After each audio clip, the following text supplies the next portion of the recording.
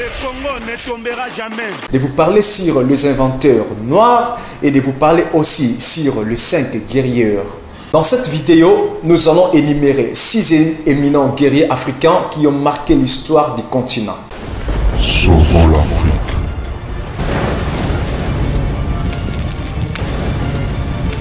Je me réfère dans cette pensée dans l'Infoca lorsqu'il parle sur l'histoire des Noirs. L'histoire des Noirs doit être écrite par les Noirs elles-mêmes, par les Noirs eux-mêmes. Et leur façon d'écrire l'histoire, ça va vraiment révéler la conscience des Africains. Aujourd'hui, si tu prends un enfant africain, tu lui poses la question s'il connaît Diego Cao, il te dira oui, je connais Diego Cao parce qu'il a découvert l'embouchure du fleuve Congo.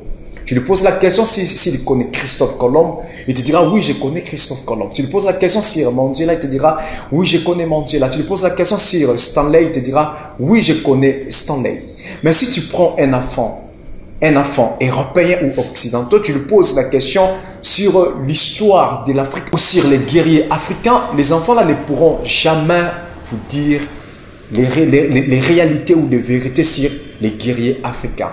Après avoir passé du temps de vous présenter, de vous parler sur les inventeurs noirs et de vous parler aussi sur les 5 guerriers africains qui ont essayé un peu de s'opposer pendant la colonisation.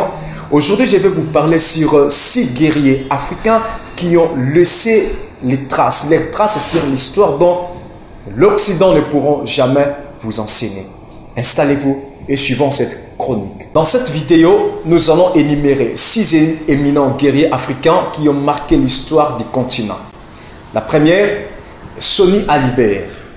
Soni Alibert était un souverain du Sanghaï, un empire situé en Afrique de l'Ouest au XVe siècle. 9h 1482, Soni Alibert a émergé comme un chef militaire exceptionnel, conquérant plusieurs territoires pour établir le Sanghaï comme l'une des puissances dominantes de la région. Son règne, débutant vers 1464, était marqué par des campagnes militaires de assièges.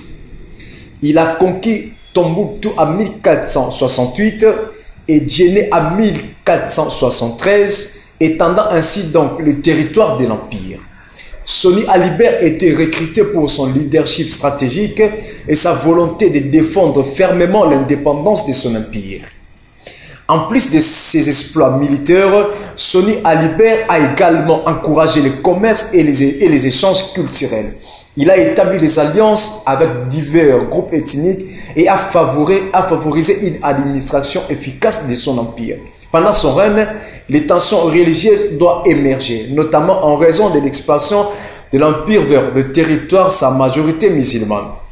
Soni Alibert a ensuite mis en place une politique de tolérance religieuse, autorisant ces sujets à exercer librement leur foi. Après sa mort en 1492, Soni Alibert a laissé l'héritage converse.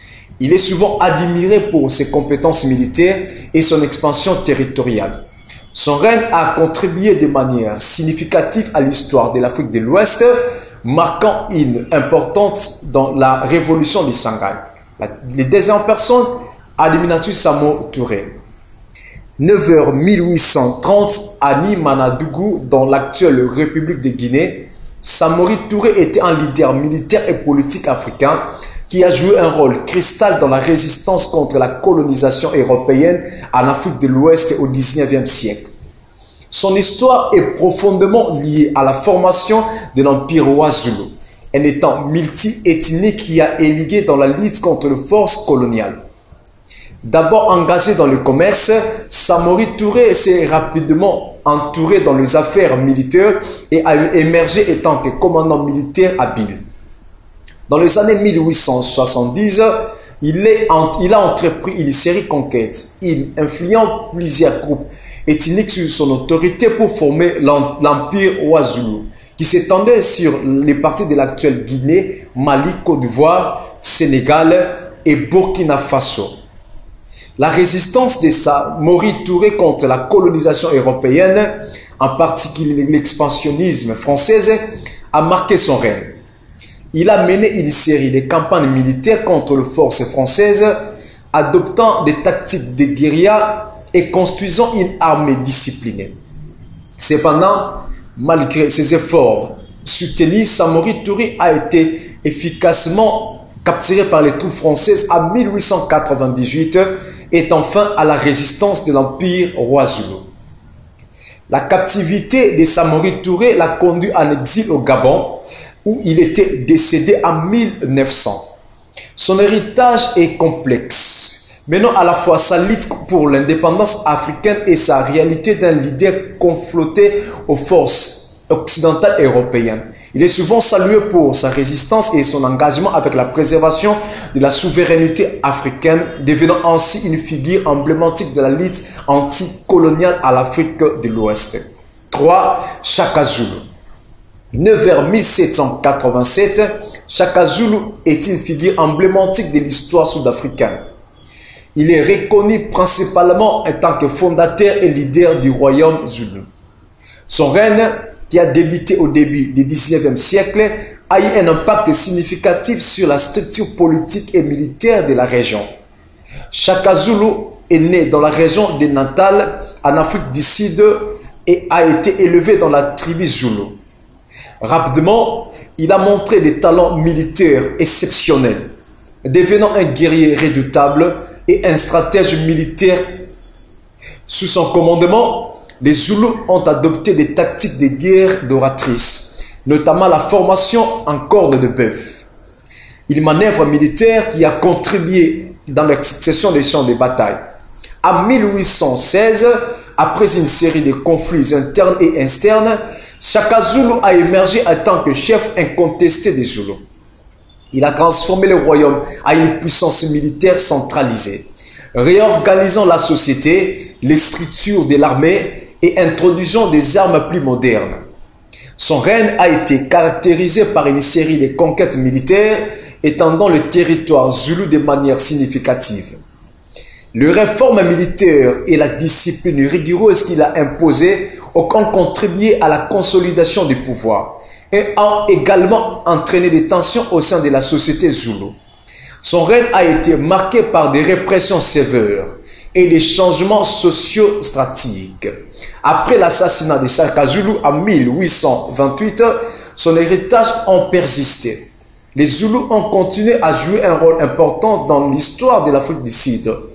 Et l'influence de Shaka Zulu sur les tactiques militaires a été reconnue au-delà de ses frontières. Son impact sur la région était indéniable. Et son histoire continue d'être étudiée et discutée dans le contexte plus large de l'histoire africaine et de la lutte pour l'indépendance. 4. Soumaoro Ngante. Soumanguru Ngante. Soumaoro Ngante était figure hostile de l'Afrique de l'Est, particulièrement associé à l'histoire des royaumes de sociaux au XIIIe siècle. Il est souvent écrit dans le peuplement dit, en particulier dans l'épopée de Soudiata Keïta, qui relate la fondation de l'Empire du Mali. Soumaoro est généralement présenté comme un puissant souverain du peuple Soso, régnant sur une partie de la région qui constitue aujourd'hui le Mali. Il aurait bâti un empire robuste et étendu, étant en place sur l'administration organisée et consolidant son pouvoir militaire. Son règne était également associé à des éléments légendaires et mystiques. Selon la traduction orale, Soumaoro Ngante était recruté pour sa maîtrise des forces occultes et des armes mystiques, lui conférant une réputation de magicien redoutable. L'une des figures centrales dans la résistance contre Soumaoro Ngante était Soudiata Keïta, fondateur de l'Empire du Mali. La bataille de Kérina en 1235, souvent décrite dans le peuple, a été un moment cristal. Soudiata Keïta a réussi à vaincre Soumaoro Ngante, marquant la fin du règne de ces derniers. La vie et les règnes de Soumaoro Ngante sont ainsi souvent interprétés au travers de prismes des peuples et des traditions orales qui ont préservé son soutenu à travers des générations. Soumaoro demeure une figure fascinante de l'histoire africaine, représentant à la fois des pouvoirs politiques et des mystères culturels de son époque. 5. Lat Dior. Lat Dior Godé, Latyr Diop, tout simplement connu sous le nom de Lat Dior, était un prince et chef militaire sénégalais. une figure majeure de la résistance contre la colonisation française au XIXe siècle. Il est particulièrement associé à la résistance du royaume du Kayor, situé dans l'actuel Sénégal. La Dior est né en 1842, actuel Amadou Yala, dans une famille royale. À la suite de querelles internes au Kayor et des tentatives françaises de s'immiscer dans les affaires locales, la Dior est devenue Dambem, c'est-à-dire roi, en 1871, succédant à son père. L'une des périodes les plus tumultueuses de la vie de la Dior a été sa résistance farouche contre les forces coloniales françaises. Après avoir refusé de signer un traité de protectorat avec la France, en 1886, il s'est engagé dans une série de batailles pour protéger la souveraineté de son royaume. Cependant, la même année, après une série de conflits contre les forces françaises, la Dior est mort au combat, symbolisant la fin de la résistance du Kayor. La Dior est souvent commémorée comme un héros national au Sénégal. Sa vie et sa lutte contre la colonisation française sont célébrées contre un symbole de la résistance africaine contre l'impérialiste. Son nom était également social et culturel et à la fierté nationale au Sénégal. Il reste une figure emblématique de l'histoire sénégalaise. 6. El Hadji Soumaï Saïkoutal. El Hadji Saïkoutal, plus connu sous le nom de El Hadji Matal ou encore Oumar Im Saïdoual, était une figure majeure d'une histoire africaine du 19e siècle, reconnue pour son rôle dans l'extension de l'islam et ses efforts pour résister à la colonisation européenne à l'Afrique de l'Ouest. Oumar Tal est né entre 1794 et 1797 à Aloua, dans le Fouta Toro. Il est raison situé dans l'actuel Zébédal. Il était issu d'une famille de lettrés et de chefs religieux et il a reçu une éducation islamique approfondie dès son jeune âge. Doté d'une élégance et une intelligence exceptionnelle, Oumar Tal a écrit une réputation étant que leader religieux et respecté. Son influence était étendue au-delà du Fouta Toro lorsque, en 1848, il s'est lancé dans une série de djihad qui est terre sainte pour propager l'islam et établir un État musulman dans l'Afrique de l'Ouest.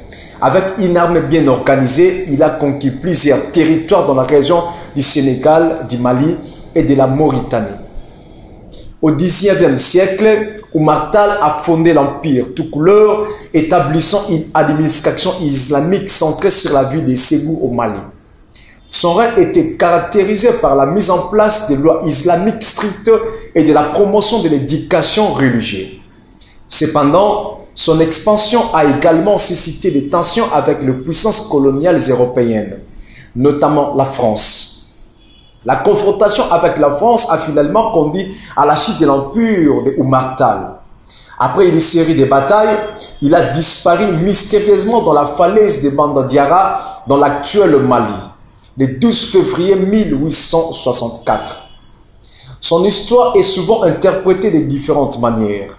Certains le voient comme un leader religieux et un résistant à l'impérialisme, tandis que d'autres soulignent les aspects politiques et militaires de son règne. El Hadji reste une figure complète et importante dans l'histoire de l'Afrique de l'Ouest. Son héritage est célébré par certains comme un symbole de la résistance africaine contre la colonisation et il était également considéré comme une personnalité religieuse influente qui a contribué à l'expansion de l'islam dans la région. Nous sommes à la fin de cette vidéo, mesdames et messieurs. Je crois que vous avez compris beaucoup de choses sur le 6 guerriers noirs, les 6 guerriers africains. Avec cette histoire, l'Occident, les Européens ne pourront jamais relater cette histoire à nos enfants. Ils sont en train de faire apprendre à nos enfants au travers de l'histoire parce que l'histoire a été falsifiée, que l'être noir est faible. L'être noir n'a rien réalisé. L'être noir n'a rien accompli. L'être noir n'a rien, il n'est pas fort, il ne pourra rien faire. Mais l'histoire a été falsifiée. Je veux que nous puissions partager cette vidéo à nos enfants et ceux qui viendront après nous. Mais j'aimerais poser une question à un noir, à un africain, à un panafricaniste. Qu'est-ce que tu vas léguer à l'Afrique après ton départ?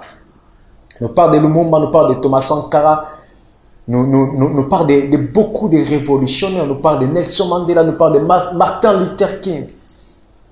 Peut-être demain, on parlera aussi de toi. Mais pour qu'on puisse parler de toi, il faut que tu laisses les traces sur la terre. Il faut que tu puisses écrire ton histoire. Et c'est facile d'écrire ton histoire. C'est seulement tu bannis la peur. Tu bannis la peur. Tu bannis la peur. Parce que la peur ne pourra jamais te faire évoluer. Nous avons besoin de jeunes révolutionnaires. Des jeunes avec des visions. Des jeunes avec les ambitions.